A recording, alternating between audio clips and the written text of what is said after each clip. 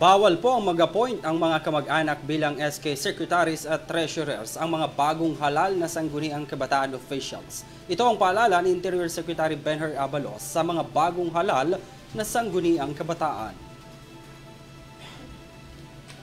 Base sa inilabas na Memorandum Circular 2023-167 ng Department of Interior and Local Government, binigyang diin ni Abalos na ang itatalagang bagong SK Secretary at Treasurer ay hindi dapat nasa second civil degree of consanguinity o affinity ng sinumang incumbent elected officials. Sa halip, dapat pumili ang SK officials sa mga kwalipikadong Secretary at Treasurer sa loob ng 60 araw mula sa kaninang panunungkulan.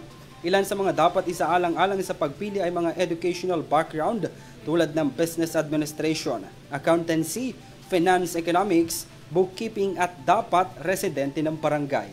Kinakailangan rin anyang sumailalim sa mandatory training program ang mga mapipiling secretary at treasurer ng barangay.